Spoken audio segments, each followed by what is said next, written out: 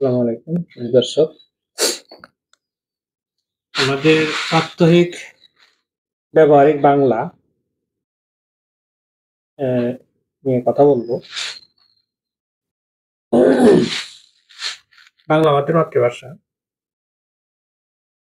এখানে মাতৃভাষা মায়ের মতো নির্ঝর, ভালোবাসায় নিবিড় এবং জীবনের মতো মায়াময়, চিরন্তনতায় গভীর, অনিবার্য এক। এর প্রমুগ্ধ সোহাগের অনুপম বন্দনা মানুষের উৎকৃষ্ট প্রকাশ মাত্র। এ ভাষার মর্যাদা রক্ষার জন্য বাঙালি জাতি সর্বোচ্চ ত্যাগ স্বীকার করেছে, জাতীয় জীবন দিয়েছে অকাতরে। এ ভাষার সূত্র ধরে আমরা পেয়েছি স্বাধীন জাতি ও অখণ্ড ভূমি।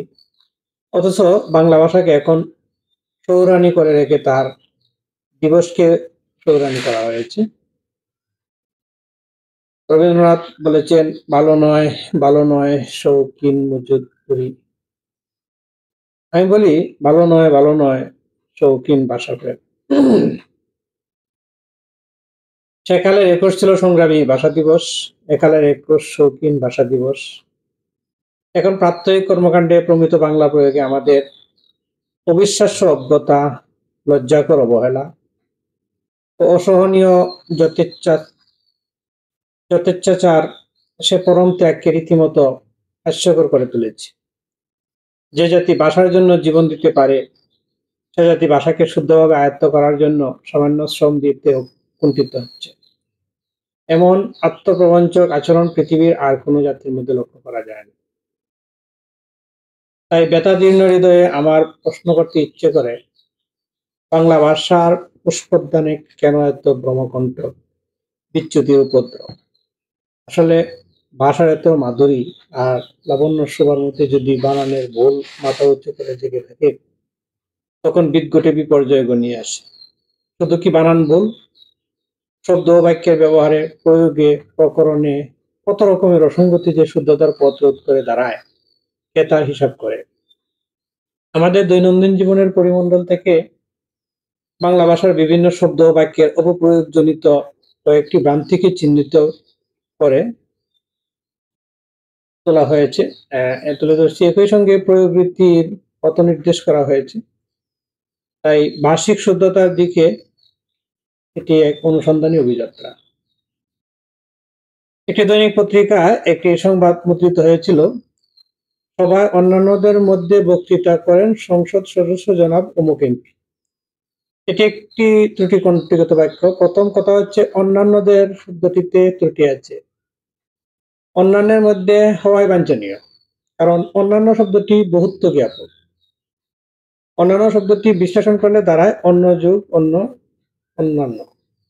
দ্বিতীয় কথা, সংসদ সদস্য লেখলে আর এমপি লেখার দরকার হয় না। লিখলে গোলাপ জলের পানি হয়ে যায়, গোলাপ জল আবার পানি। তৃতীয় কথা হচ্ছে, সংসদ সদস্য ব্যবহারের পর জনাব ব্যবহার না করলেও চলে। অতএব উল্লিখিত বাক্যটি শুদ্ধ ও প্রমিত প্রয়োগ হচ্ছে, সভায় অন্যান্যের মধ্যে বক্তৃতা করেন সংসদ সদস্য মুকিম। একটি অনুষ্ঠান ঘোষিকা ঘোষণা করলেন, আবহমান সংস্কৃতির আমরা গর্বিত উত্তরাধিকার। এটি একটি ভ্রমাত্মক বাক্য। কারণ মানুষ উত্তরাধিকার হতে পারে না। মানুষ হতে পারে উত্তরাধিকারের ধারক, উত্তরাধিকারী। সুতরাং অনুষ্ঠান ঘোষিকার বলা উচিত ছিল, আবহমান সংস্কৃতির আমরা গর্বিত উত্তরাধিকারী। আমাদের দৈনন্দিন জীবনে বহুল প্রচলিত এমন একটি বাক্যের উদাহরণ, আমি মার্কেটিং এ যাব। এই দৃষ্টান্তটি পাওয়ার জন্য কখনো কান পেতে থাকতে হবে না। যখন তখন যেখানে সেখানে এই ভুলটি হচ্ছে। মনে করা যাক, কোনো আদরে মেয়ে তার বাবার গলা জড়িয়ে ধরে বলছে, তোমার অফিসের গাড়িটি পাঠিয়ে দিও, আমি মার্কেটিং এ যাব। আসলে তিনি যে কাজটি করতে যাওয়ার জন্য সরকারি গাড়িটির 12টা বাজাতে চাচ্ছেন, তার নাম শপিং। কাজেই উল্লিখিত বাক্যটির শুদ্ধ রূপ হচ্ছে, আমি শপিং এ যাব। একজন সংবাদ পাঠক খবর পড়ার সময় বললেন, বগুড়া, রংপুর ও জামালপুর জেলাসমূহের উপর দিয়ে 70 কিলোমিটার বেগে ঝড় বয়ে যেতে পারে। এটি একটি অশুদ্ধ বাক্য। সমূহ শব্দটির ব্যবহার এখানে জরুরি ছিল না। সংবাদ পাঠকের বলা উচিত ছিল, বগুড়া, রংপুর ও জামালপুর জেলার উপর দিয়ে 70 কিলোমিটার বেগে ঝড় বয়ে যেতে পারে। একজন অধস্তন কর্মচারী অফিসের কর্তাকে বলছেন, স্যার, আমি ভয়ে বলতে সাহস করিনি। প্রকৃতপক্ষে ভয়ে না বলা আর বলতে সাহস না করা আসলে একই কথা। তিনি বলতে পারতেন, স্যার, আমি ভয়ে বলিনি, বা স্যার, আমি বলতে সাহস করিনি। টেলিভিশনে বক্তা সাধারণকে এখন জানিয়ে দিচ্ছি আগামীকালের অনুষ্ঠান পরিচিতি। দিনে কয়েকবার শুনতে হয়। যারা এটি শুনাচ্ছেন তারা কখনো ভেবেছেন বলে মনে হয় না যে বাক্যটিতে একটি ক্ষুদ্র অঙ্কুশ ঘাপটি মেরে আছে। জানিয়ে দেওয়ার মধ্যে পরিচিতির মধ্যে জানিয়ে দেওয়ার ব্যাপার আছে। বাহুল্য বেশি। তাই ত্রুটির কণ্টক বিতরণের জন্য বাক্যটি শুদ্ধরূপ হবে, এখন জানিয়ে দিচ্ছি আগামী দিনের অনুষ্ঠান ক্রম বা অনুষ্ঠানমালা, অথবা এখন শুনুন আগামীকালের অনুষ্ঠান পরিচিতি। আমাদের দৈনন্দিন জীবনে বহুল প্রচলিত একটি বাক্যের দৃষ্টান্ত আপনাদের জন্য আমরা এই আয়োজনের ব্যবস্থা করেছি। এই বাক্যটি পর্যবেক্ষণ করলে বোঝা যায় যে যেন আয়োজন নিজেই একটি ব্যবস্থা নয়, অথবা ব্যবস্থা নয় কোনো আয়োজন। কাজেই এটি একটি ত্রুটিকণ্টকিত বাক্য। উল্লিখিত বাক্যটি শুদ্ধ ও প্রমিত রূপ হচ্ছে, আপনাদের জন্য আমরা এই আয়োজন করেছি। কিছুদিন আগে একটি সভায় একজন ঊর্ধ্বতন সরকারি কর্মকর্তা বললেন, আমরা আমাদের সীমিত সীমাবদ্ধতার মধ্যেও অনেক কিছু করার চেষ্টা করেছি। সীমাবদ্ধতার মধ্যেও অনেক কিছু করেছি বলে যা বোঝা যায়। সীমিত সীমাবদ্ধতার মধ্যেও অনেক কিছু করেছি বললে তা বোঝা যায় না। সীমিত সীমাবদ্ধতা মানে সীমাবদ্ধতা কম, প্রাচুর্য বেশি। কাজে এটি একটি নিরর্থক বাক্য। অতএব বাক্যটির প্রমিত রূপ হচ্ছে, আমরা আমাদের সীমাবদ্ধতার মধ্যেও অনেক কিছু করার চেষ্টা করেছি। কিছুদিন আগে সিলেটে অনুষ্ঠিত মুক্তিযোদ্ধাদের এক সম্মেলনে এক বক্তা সম্বোধন পর্বে বলছিলেন, আমার বিভিন্ন উপজেলা থেকে আগত মুক্তিযোদ্ধা ভাইয়েরা। বক্তা তার মুক্তিযোদ্ধা ভাইদের ভালোবাসার দাবি করতে পারেন, উপজেলাগুলোর মালিক হতে পারেন না। বক্তা তাই বলা উচিত ছিল, বিভিন্ন উপজেলা থেকে আগত আমার মুক্তিযোদ্ধা ভাইয়েরা। আমাদের প্রাত্যহিক জীবনে বহুল প্রচলিত একটি বাক্যের দৃষ্টান্ত, আমরা পরস্পরের দিকে তাকালাম। আমাদের জানা দরকার, একজনকে দিয়ে পরস্পর হয় না, পরস্পর হয় পর ও পরকে নিয়ে, একজন অন্যজনকে নিয়ে। তাহলে উদ্ধৃতাংশের অর্থ দাঁড়াচ্ছে, আমরা একজন অন্যজনের দিকে তাকালাম। অতএব বাক্যটি শুদ্ধ রূপ হচ্ছে, আমরা একে অন্যের দিকে তাকালাম। কিছুদিন আগে একটি টেলিভিশন চ্যানেলে একজন সংবাদ পাঠক খবর পড়ার সময় বললেন, সাকিব 75 মিনিটে সেঞ্চুরি করেন। এটা অনেক আগে। সেঞ্চুরিটি সাকিবের, কিন্তু 75 মিনিট তার নয়, 75 মিনিট মহাকালের। যদি বলা হতো 75 মিনিটে সাকিবের সেঞ্চুরি, তাহলে কোনো কটকাই থাকতো না এবং বাক্যটিও ভূমি পতিত হতো না।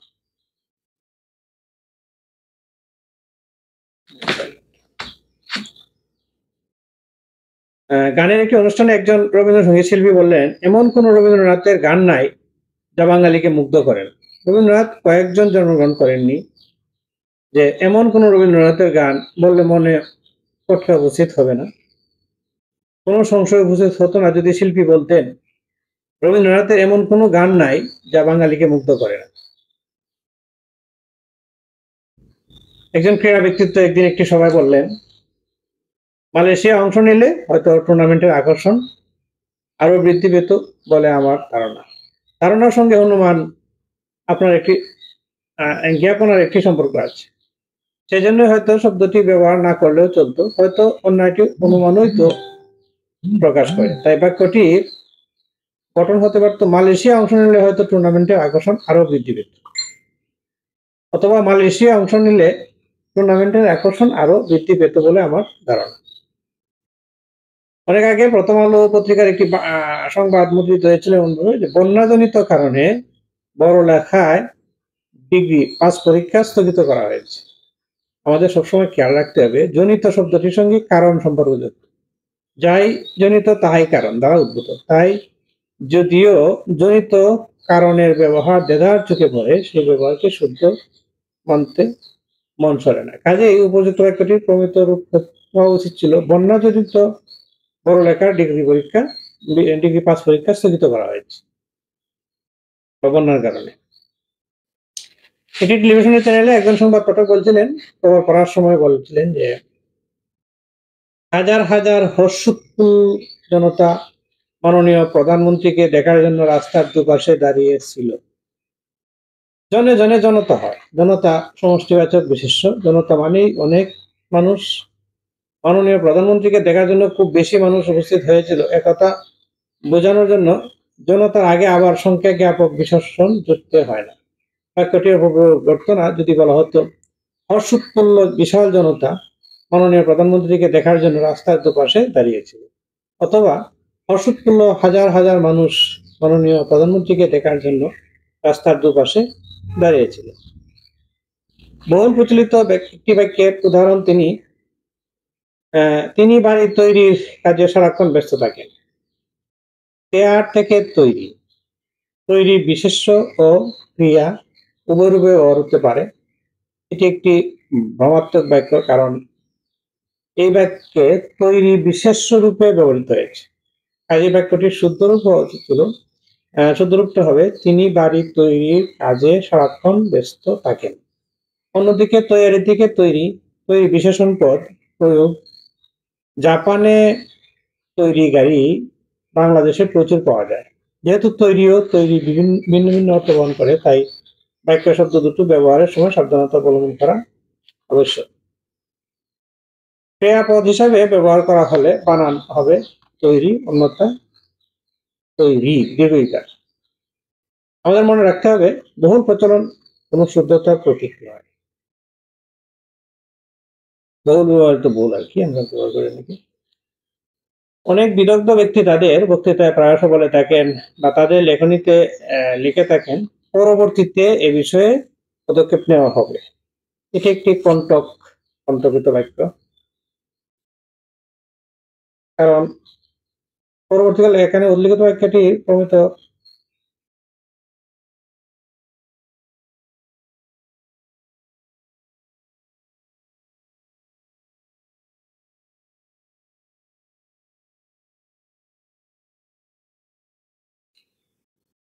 সংজ্ঞা শব্দের অর্থ সংজ্ঞার্থ। সংজ্ঞা শব্দের অর্থ হলো নাম বা পরিভাষা। সংজ্ঞাবাচক বিশেষ্য অর্থ নামবাচক বিশেষ্য। বস্তুত অপাদান কারক, অপনিহিত, যুক্ত, স্পর্শ, অবয়বাব, সমাস প্রভৃতি হচ্ছে সংজ্ঞা বা পরিভাষা। সুতরাং রাষ্ট্রের সংজ্ঞা দাও বাক্যের অর্থ হবে রাষ্ট্রের নাম দাও বা রাষ্ট্রের পরিভাষা দাও। এটি কোনো অর্থপূর্ণ বাক্য হতে পারে না। বলা যেতে পারে রাষ্ট্রের সংজ্ঞাটা দাও কিংবা রাষ্ট্রের ব্যাখ্যা দাও। ইংরেজি ডেফিনেশন শব্দের বাংলা প্রতিশব্দ সংজ্ঞার্থ। অতএব প্রশ্নয়নকারী প্রশ্ন করতে হবে সংজ্ঞার্থ দাও। সংজ্ঞা দাও লেখা আদৌ সমীচীন হবে না। আমরা আমাদের দৈনন্দিন জীবনে অনেক সময় বলি বা লিখি লোকটি বড় সন্দিগ্ধ পরায়ণ। এ বাক্য সন্দিগ্ধ পরায়ণ শব্দটি সন্দেহবাতিগ্রস্ত, সন্দেহপ্রবণ, সন্দেহপরায়ণ প্রভৃতি অর্থে একাধিক ব্যবহার করা হয়েছে। সন্দিগ্ধ শব্দের অর্থ হচ্ছে সন্দেহবাতিগ্রস্ত, সন্দেহপ্রবণ, সন্দেহপরায়ণ। অতএব সন্দিগ্ধ অর্থে সন্দিগ্ধ পরায়ণ ব্যবহার সমীচীন নয়। আমাদের বলতে হবে বা লিখতে হবে লোকটি বড় সন্দেহপ্রবণ, বা লোকটি বড় সন্দেহপরায়ণ, বা লোকটি বড় সন্দেহবাতিগ্রস্ত। মানবাধিকার কর্মীরা উচ্চকণ্ঠে বলে থাকেন মানবাধিকার সার্বজনীন অধিকার হিসেবে স্বীকৃত। এটি নিঃসন্দেহে একটি অশুদ্ধ বাক্য। মানবাধিকার কর্মীরা সর্বজনীন ও সার্বজনীন শব্দ দুটোর আবিধানিক অর্থ না জানার কারণে এ বাক্যটির অপপ্রয়োগ করেন।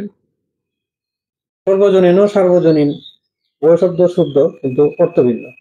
সর্বজনীন শব্দের অর্থ সকলের মঙ্গল বা সবার হিত বা কল্যাণ, বা সকলের মঙ্গলের জন্য কৃত বা সকলের জন্য উদ্দিষ্ট। অন্যদিকে সার্বজনীন শব্দের অর্থ সবার মধ্যে প্রবীণ বা সবার মধ্যে শ্রেষ্ঠ। যেমন নেলসন ম্যান্ডেলা দক্ষিণ আফ্রিকার একজন সার্বজনীন নেতা। অতএব উল্লিখিত বাক্যটির প্রমিত রূপ হবে মানবাধিকার সর্বজনীন অধিকার হিসেবে স্বীকৃত। সুতরাং সবার হিতের জন্য অর্থাৎ সকলের মধ্যে প্রবীণ বা সবার মধ্যে শ্রেষ্ঠ বলা বিধেয় নয়।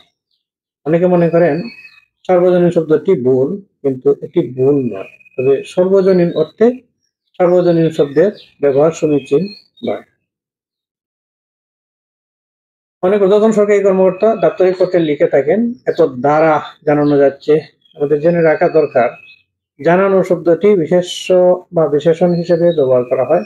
উল্লিখিত বাক্যটিতে জানানো শব্দটি ক্রিয়া হিসেবে ব্যবহার করা হয়েছে। ক্রিয়া হিসেবে ব্যবহার করলে জানান শব্দে কখনো অকার দেওয়া যাবে না।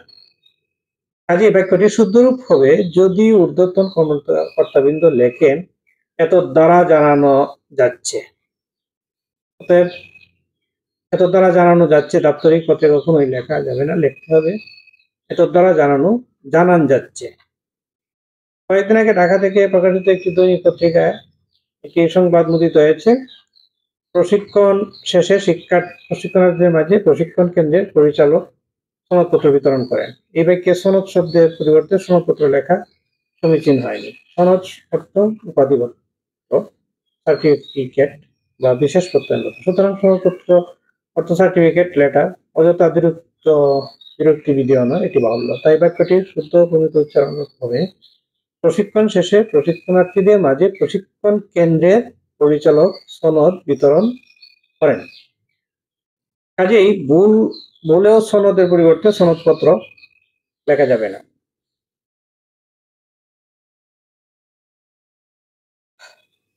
নিজ কর্মই মানুষকে উঁচু নিচু করে। লেখ্য ভাষায় আমরা এই বাক্যটির বহুল প্রয়োগ লক্ষ্য করছি। নিজ আর নিজ শব্দকে অনেকে অভিন্নার্থক মনে করেন। প্রকৃতপক্ষে শব্দ দুটি বাক্যে ভিন্ন প্রকাশে ব্যবহৃত হয়। নিজ শব্দের ইংরেজি প্রতিশব্দ আন্ডার, স্থান জ্ঞাপক। এ শব্দটি ঊর্ধ্বের বিপরীত তথা নিম্ন অর্থ প্রকাশে ব্যবহৃত হয়, যেমন মাটির নিচে, আকাশের নিচে ইত্যাদি।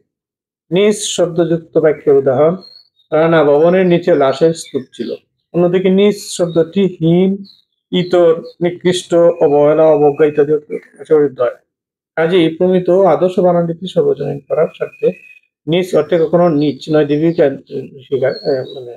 লেখা যাবে না। সুতরাং উপরের বর্ণিত বাক্যটি শুদ্ধরূপ হবে নিজ কর্মই মানুষকে উঁচু নিচু করে। নিজ মানে নিম্ন। আমরা অহরহ বলছি আমরা তার রোগ নিরাময় কামনা করি। রোগ নিরাময় কামনা ভঙ্গিটি শুদ্ধ নয়। নিরাময় শব্দের অর্থ হচ্ছে রোগ মুক্তি। অতএব নিরাময় শব্দের পূর্বে পুনরায় রোগ শব্দের ব্যবহার অনুচিত। রোগ অনুচিত বা ভঙ্গি ব্যবহার বাক্যের স্বার্থকে হাস্যকর করে তোলে। মেদহীন, সাবলীল, সৌকর্যময় বাক্যের জন্য এমন অনুচিত পদ বা ভাবভঙ্গি পরিহার করা আবশ্যক। অতএব বাক্যটির প্রমিত রূপ হবে আমরা তার নিরাময় কামনা করি। আমরা তার নিরাময় কামনা করি। শিক্ষক তার ছাত্রকে বললেন ঠিকমতো সময়কে ব্যবহার না করার মজা এবার বুঝো। আমাদের সবসময় স্মরণে রাখতে হবে বুঝা শব্দটি অসমাপিকা ক্রিয়া এবং অসমাপিকা ক্রিয়া দ্বারা কোনো বাক্য শেষ হয় না। ক্রিয়ার এই রূপটি দ্বারা বাক্য শেষ করলে তা শুদ্ধ বলে পরিগণিত হবে না। যেমন কি করে তুমি বিফল হতে পারে তা বুঝে দেখো। অন্যদিকে বোঝা শব্দটি সমাপিকা ক্রিয়া, ক্রিয়ার এই রূপ দিয়ে বাক্য শেষ করা যায়। অতএব শিক্ষকের বলা উচিত ছিল ঠিক মতো সময়কে ব্যবহার না করার মজা এবার বুঝো। আমরা অজ্ঞতাবশত দৈনন্দিন জীবনে বলে থাকি, এমনকি লিখেও থাকি, পরিচালনা পর্ষদ সভায় তিনটি প্রস্তাবনা উত্থাপন করা হয়েছিল। প্রস্তাব ও প্রস্তাবনা দুটোই তৎসম শব্দ। সংস্কৃত স্থ ধাতুর সঙ্গে উপসর্গ ও অন্তে ও যোগ করে প্রস্তাব শব্দটি গঠন করা হয়েছে। প্রস্তাব শব্দের সঙ্গে না যোগ করে প্রস্তাবনা শব্দটি তৈরি করা হয়েছে। প্রস্তাবনা শব্দের অর্থ আরম্ভ, সূচনা, ভূমিকা ইত্যাদি। যেমন গ্রন্থের প্রস্তাবনার সঙ্গে বর্ণনার মিল থাকা আবশ্যক। অন্যদিকে প্রস্তাব শব্দের অর্থ হচ্ছে প্রসঙ্গ, কথার উত্থাপন, আলোচনার লক্ষ্যে উপস্থাপিত বিষয়, গ্রন্থের অধ্যায়, প্রকরণ ইত্যাদি। সুতরাং প্রস্তাব অর্থে প্রস্তাবনা কখনোই ব্যবহার করা যাবে না। অতএব উল্লিখিত বাক্যটির শুদ্ধ ও প্রমিত রূপ হবে পরিচালনা পর্ষদ সভায় ৩টি প্রস্তাব উত্থাপন করা হয়েছে। ডিপার্টমেন্ট স্টোর অর্থ এমন একটি বিশাল দোকান যেখানে নানা রকমের পণ্য একসঙ্গে বিক্রির জন্য ভিন্ন ভিন্ন ডিপার্টমেন্ট বা বিভাগে সাজিয়ে রাখা হয়, তাই এটি ডিপার্টমেন্ট স্টোর। ইদানিং বাংলাদেশের সর্বত্র দোকানের সাইনবোর্ড ডিপার্টমেন্ট স্টোর এর পরিবর্তে বহুল পরিমাণে ডিপার্টমেন্টাল স্টোর লেখা হচ্ছে, এটি অশুদ্ধ। মনে রাখতে হবে বহুল প্রচলন কোনো শুদ্ধতার প্রতীক নয়। এজন্য দোকানের মালিকদের আমাদের উদ্বুদ্ধ করতে হবে সাইনবোর্ড ডিপার্টমেন্ট স্টোর লেখার জন্য, ডিপার্টমেন্টাল নয়। ঈদুল আজহার আগে বাংলাদেশের সর্বত্র গরু ছাগলের হাটের ব্যানারে বহুল প্রচলিত একটি ভঙ্গি দেখা যায়, বিরাট গরু ছাগলের হাট। আমাদের জানা দরকার যে কোনো বিশেষের বিশেষণ সংশ্লিষ্ট বিশেষ্য পদের অব্যবহিত পূর্বে বসে, এটাই ব্যাকরণ নীতি। সেই নিয়মে বিরাট গরু ছাগলের হাট ভঙ্গিটি অশুদ্ধ ও হাস্যকর। অতএব উল্লিখিত ভঙ্গিটি শুদ্ধরূপ হবে গরু ছাগলের বিরাট হাট। সেই নিয়মে দেখতে হবে গরুর খাঁটি দুধ, খাঁটি গরুর দুধ নয়, গরুর গরম দুধ, গরম গরুর দুধ নয়। আজকাল বিভিন্ন শিক্ষা প্রতিষ্ঠান কর্তৃক প্রদত্ত সনদে লেখা থাকে এই মর্মে প্রত্যয়ন করা যাচ্ছে যে, প্রত্যয়ন আসলে প্রত্যয়ন শব্দের অর্থ বিশ্বাস, প্রত্যয় উৎপাদন। প্রত্যয়ন শব্দের অর্থ প্রত্যয়করণ, প্রত্যয়িত করা। তাহলে এই মর্মে প্রত্যয়ন করা যাচ্ছে, বাক্যটির অর্থ দাঁড়াচ্ছে এ মর্মে প্রত্যয়করণ, প্রত্যয়িত করা যাচ্ছে যে। এখানে একই বাক্যে একটি ক্রিয়ার পর আবার একই ক্রিয়া বাক্যে অনাবশ্যক বিরক্তি ঘটিয়েছে এবং বাক্যটিকে হাস্যকর করে তুলেছে। যদি এ মর্মে প্রত্যয়ন করা যাচ্ছে যে, এ মর্মে প্রত্যয়ন করা যাচ্ছে লেখা হয়, তাহলে অর্থ হবে এ মর্মে বিশ্বাস বা প্রত্যয় উৎপাদন করা যাচ্ছে। সুতরাং ভুলেও লেখা যাবে না এই মর্মে প্রত্যয়ন করা যাচ্ছে যে, লিখতে হবে এ মর্মে প্রত্যয়ন করা যাচ্ছে। প্রত্যয়ন হলো আকার দিয়ে লিখতে হবে। ওকে, আমাদের দৈনন্দিন জীবনে বহুল প্রচলিত একটি বাক্য অমুক এক বাবার এক ছেলে।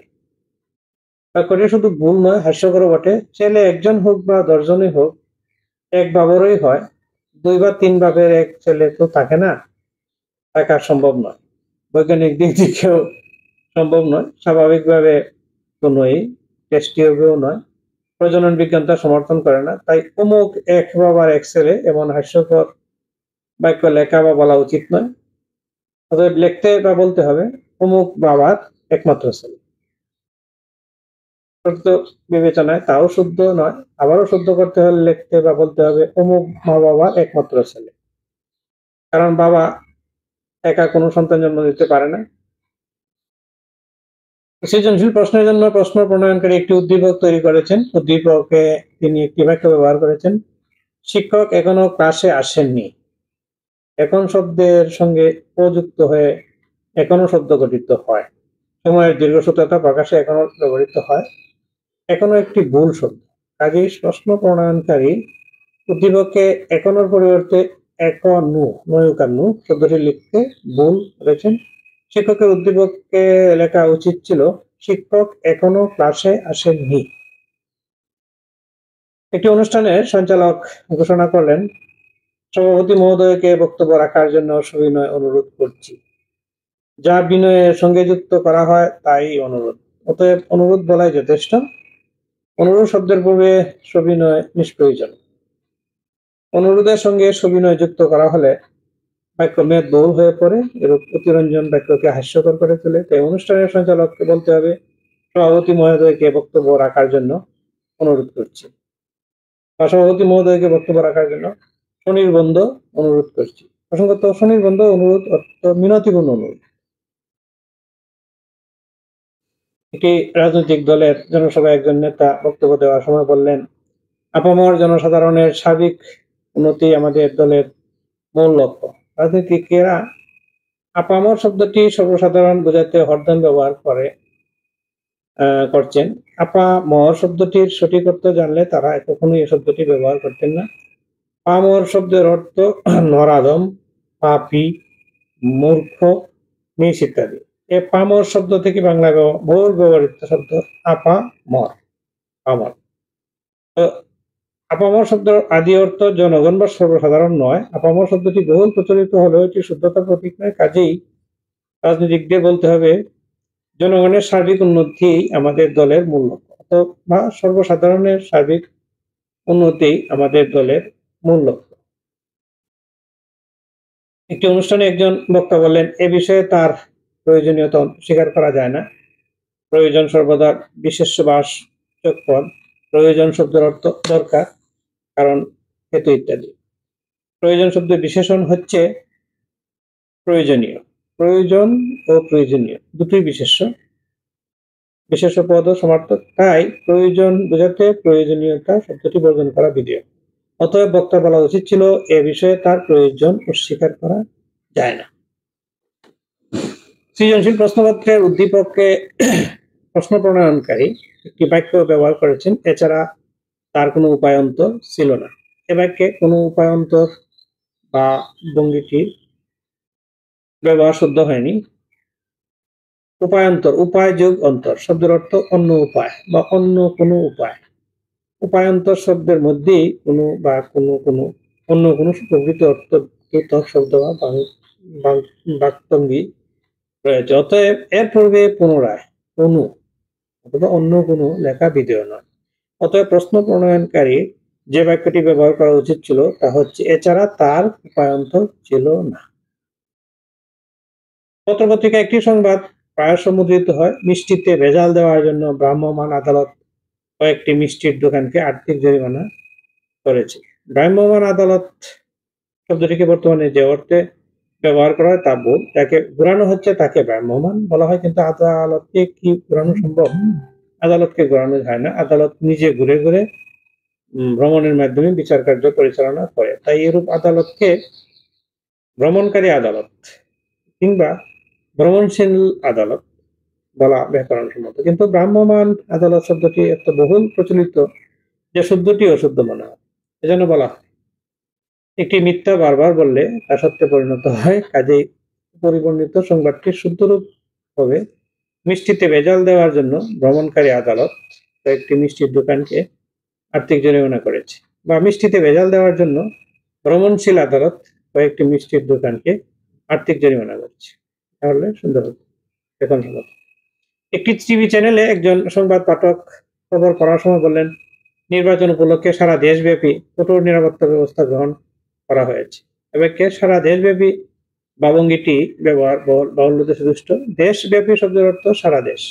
সুতরাং দেশব্যাপী শব্দের পূর্বে অযথা সারা লেখা সমীচীন নয়। এটি বাক্যকে অশুদ্ধ, মেদবহুল ও সুন্দর করে।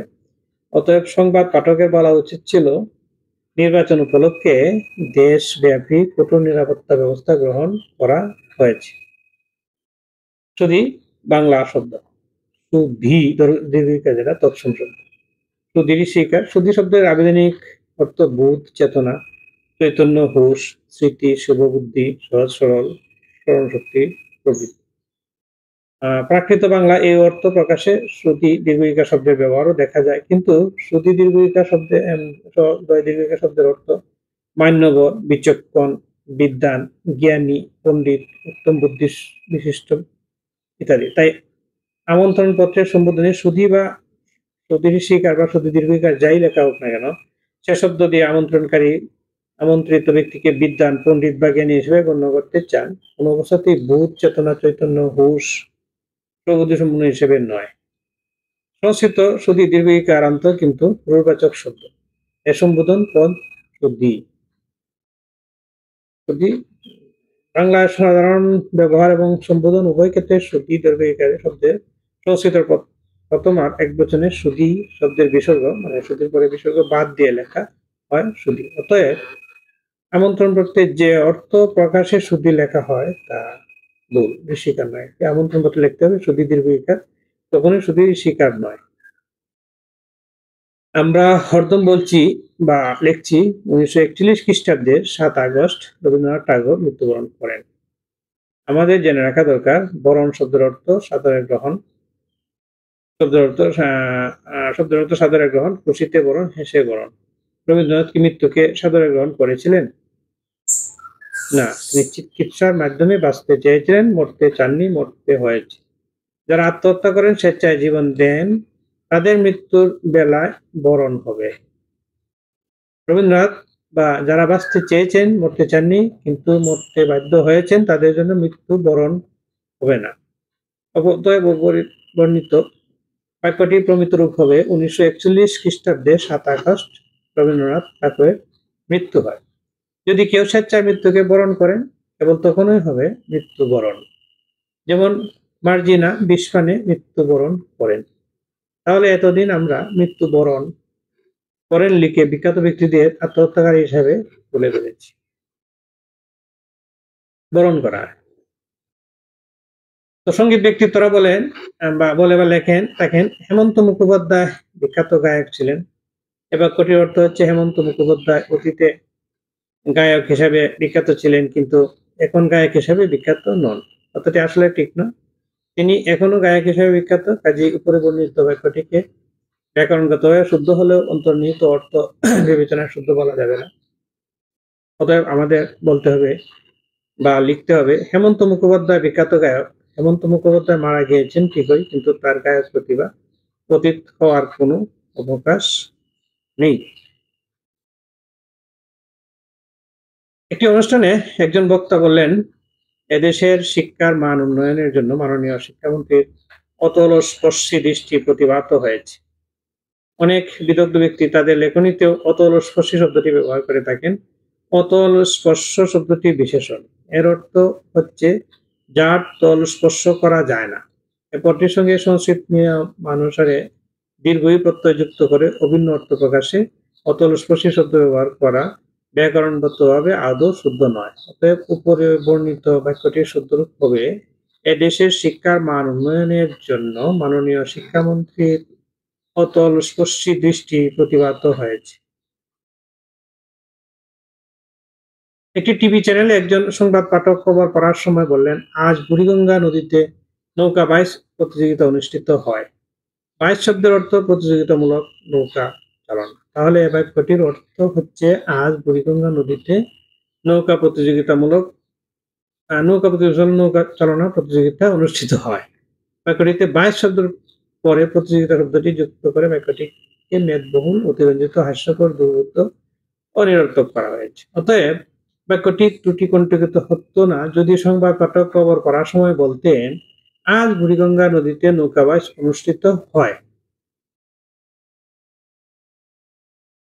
প্রায়শই শোনা যায় এমন একটি বাক্যের দৃষ্টান্ত, সাপটি খুবই বিষাক্ত। বিষাক্ত শব্দটির বেশবাক্য হচ্ছে বিষ দ্বারা অক্ত, অর্থাৎ বিষ দ্বারা মাখানো। অতএব বিষাক্ত শব্দের অর্থ দাঁড়াচ্ছে বিষ মিশ্রিত, বিষলিপ্ত। বিষাক্ত খাদ্য হতে পারে, বিষাক্ত সামগ্রীও হতে পারে, কিন্তু সাপের বিশেষণ বিষাক্ত হওয়া শুভ নয়, হওয়া উচিত বিষধর। সুতরাং উক্ত ভাগ বা ভঙ্গিটির শুদ্ধ ও প্রমিত রূপ হবে, সাপটি খুবই বিষধর। বিষাক্ত সাপ ভঙ্গিটি বহুল প্রচলিত হলেও এটি শুদ্ধ নয়। কাজেই বিষধর অর্থে কখনোই বিষাক্ত ব্যবহার করা যাবে না, এটা উচিত নয়। আজকাল অনেক পণ্ডিত বক্তব্য দেওয়ার সময় বলে থাকেন, আমি আমার বক্তব্য দীর্ঘায়িত করতে চাই না। আধুনিক বাংলা অভিধানে দীর্ঘায়িত কোনো শব্দ নাই। দীর্ঘায়িত শব্দটির বিশ্লেষণ হচ্ছে দীর্ঘযোগ আয়ত, দীর্ঘায়ত। কাজেই দীর্ঘায়িত শব্দটি ব্যাকরণগতভাবে পুরোপুরি অশুদ্ধ। বক্তারা অজ্ঞতাবশত দীর্ঘায়িত শব্দটি ব্যবহার করে যাচ্ছেন।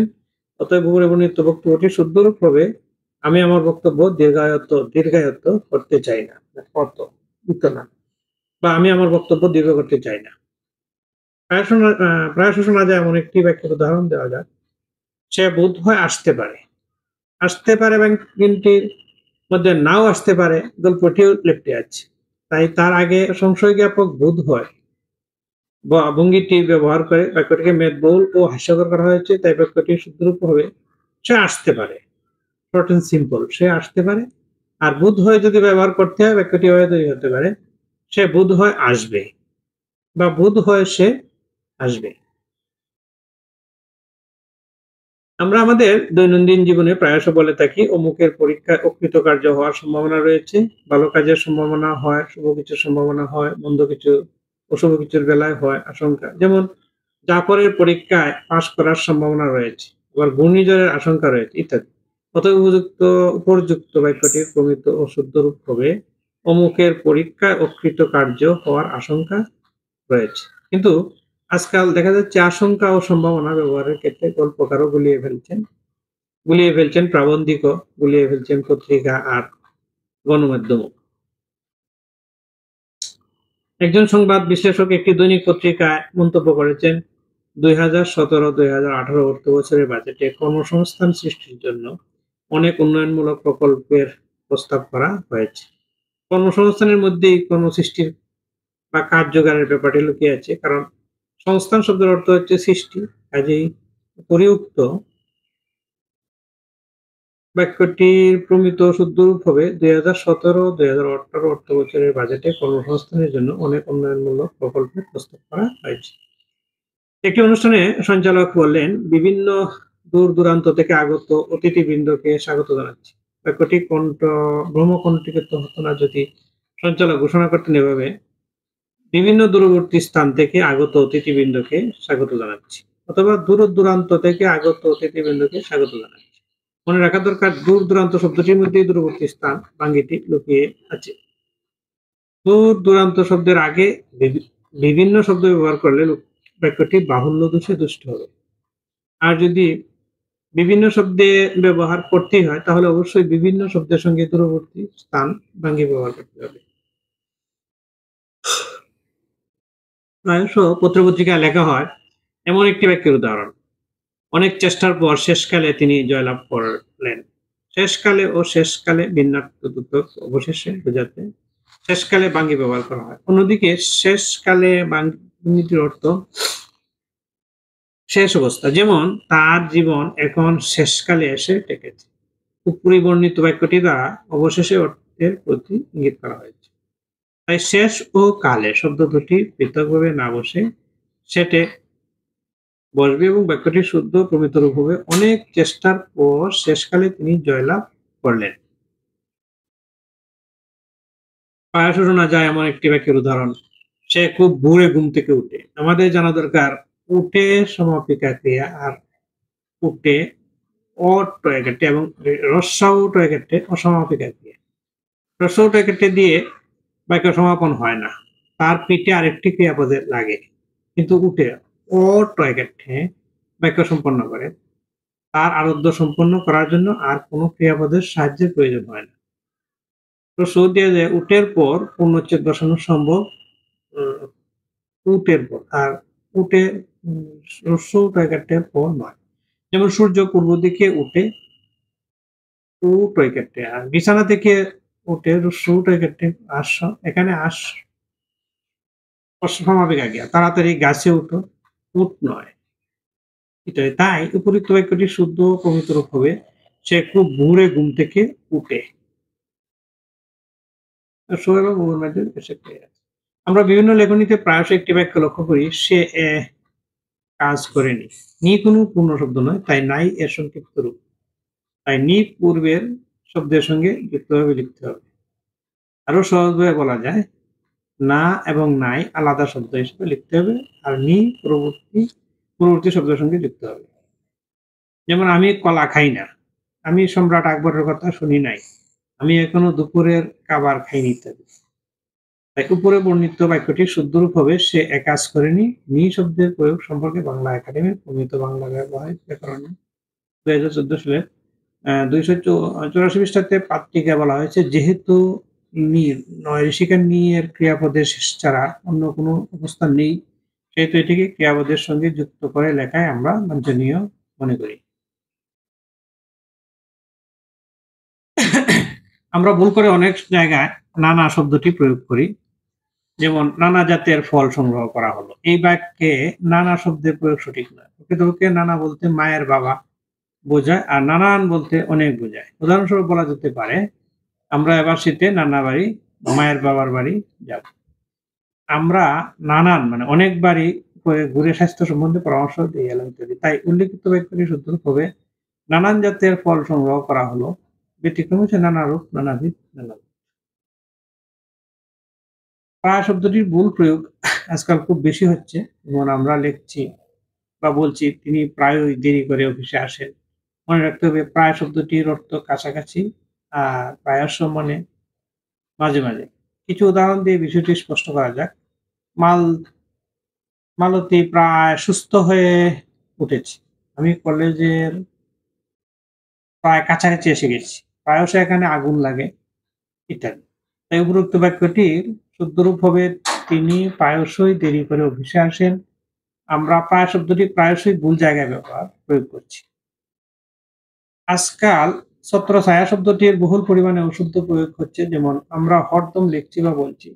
প্রভাবশালী মহলের ছত্রছায়ায় দুর্বৃত্তরা অপরাধমূলক কর্মকাণ্ডের সঙ্গে সম্পৃক্ত হচ্ছে। ছত্রছায়া শব্দটি বিশ্লেষণ করলে দাঁড়ায় ছত্র যোগ ছায়া ছত্রছায়া।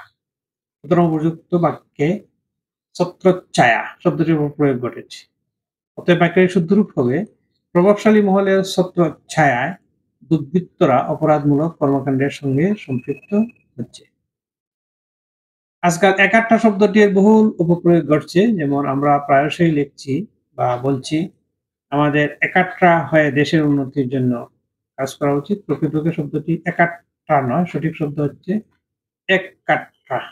এই বাক্যটির শুদ্ধ হবে আমাদের এককাট্টা হয়ে দেশের উন্নতির জন্য কাজ করা উচিত। সুতরাং আমাদের বাক্যে একাট্টা নয় এককাট্টা শব্দ ব্যবহার করতে হবে। মায়ের সঙ্গে যেমন নারীর যুগ, তেমনি আমাদের মাতৃভাষা বাংলা ভাষা বাঙালি জাতির আশা আকাঙ্ক্ষা আর সংস্কৃতির জীবনের মূল্যবোধকে কথামৃতের মৃন্ময় মাধুর্য উচ্ছল করে রাখে। বাংলা ভাষা আমাদের জীবনবোধের চিরন্তন অনুভূতিকে মায়ের লালিত্যে প্রকৃতির মতো বিস্তৃত স্নেহ আর আকাশের মতো চঞ্চল কলহাস্যের অপূর্ব ব্যঞ্জনায় বাংময় করে তোলে। আমাদের মনের ভাব, কল্পনা ও চিন্তা বিকাশের মাধ্যম হিসাবে বাংলা ভাষা আমাদের শরীরের শিরায় শিরায় প্রবাহিত হচ্ছে। তাই বাংলা ভাষার একটি বর্ণ বা শব্দের রূপ যেন বিপন্ন, বিনষ্ট বা বিবর্ণ না হয়, সেদিকে লক্ষ্য রাখা উচিত প্রতিটি বাংলাভাষী মানুষের জন্য অপরিহার্য। এজন্য মাতৃভাষার প্রতি আমাদের নির্ভুল বন্ধন থাকা আবশ্যক। কারণ আমরাই সেই গর্বিত জাতি যারা রক্তদানের মধ্য দিয়ে ভাষার অধিকারকে প্রতিষ্ঠিত করেছি। আর সেই রক্তস্নাত ২১শে ফেব্রুয়ারি পেয়েছে আন্তর্জাতিক মাতৃভাষা দিবসের সর্বজনীন স্বীকৃতি। কাজেই আমাদের অনুসন্ধিৎসু মন নিয়ে বাংলা ভাষার চর্চা করতে হবে এবং বাংলা ভাষার প্রাণময়, শুদ্ধ, সাবলীল রূপ আয়ত্ত করতে হবে। বাংলা ভাষাকে শেকড় মনে করে এ ভাষার পরিচর্যায় আমাদের ব্রতী হতে হবে। বাংলা ভাষা আমাদের ঐতিহ্যের ধারক, বাহক ও স্বাতন্ত্র্যের দলিল। প্রকৃতপক্ষে একটি জাতির উন্নতি ও সমৃদ্ধির জন্য তার একটি স্থায়ী ভিত্তিভূমি দরকার। আর সেই ভিত্তি হচ্ছে তার মাতৃভাষা। তাই বাংলা ভাষার শুদ্ধ ও সাবলীল রূপ, সুর, ছন্দ কোনো ক্রমেই যেন না হারায়, সেদিকে মনোযোগী হওয়া আমাদের একান্ত কর্তব্য। আমাদের মনে রাখতে হবে শুদ্ধতা ভাষার প্রাণ এবং প্রমিত প্রয়োগ তার দেহাবয়ব স্বরূপ। পরিশেষে কবির কণ্ঠে কণ্ঠ মিলিয়ে বলতে চাই, আমার প্রথম চিৎকার থেকে বেরিয়ে এসেছে প্রপিতামহের অক্ষর, আমার প্রথম চিৎকার থেকে বেরিয়ে এসেছে মাতৃ দুগ্ধরূপী বর্ণমালা, আমার প্রথম চিৎকার থেকে বেরিয়ে এসেছে অ, আ, খ, খ ধ্বনি প্রতিধ্বনি, আমার প্রথম চিৎকার থেকে বেরিয়ে এসেছে তুমি হে আমার বাংলা ভাষা। এতক্ষণ আমার বক্তব্য শোনার জন্য সবাইকে ধন্যবাদ। সালাম।